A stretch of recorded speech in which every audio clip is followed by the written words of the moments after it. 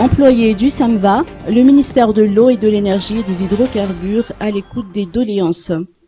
Les délégués du service autonome de la maintenance de la ville d'Antananarive, SAMVA, ont été reçus hier par l'intendant Rassoul Elsan, ministre de l'Eau, de l'Énergie et des Hydrocarbures. Les discussions se sont articulées autour des différentes doléances des employés auxquelles les solutions ont été émises par le ministre qui, notons-le, assure la tutelle technique de cet établissement public industriel et commercial. Les cotisations à la CNAPS non payées depuis des années des employés du SAMVA s'élèvent à plus d'1 milliard d'ariage. Des mesures seront prises pour honorer ces créances avec l'appui du ministère des Finances et du Budget qui assure la tutelle financière de cet établissement.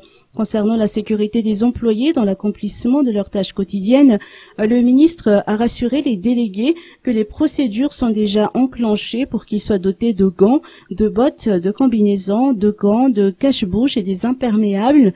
Les délégués ont également sollicité du personnel médical pour s'occuper des agents temporaires en cas de maladie. Le numéro 1 du ministère de l'Eau, de l'Énergie et des Hydrocarbures leur a promis 2 médecins et 2 infirmiers pour des soins de base. Des explications quant au calcul de leur salaire ont également été fournies.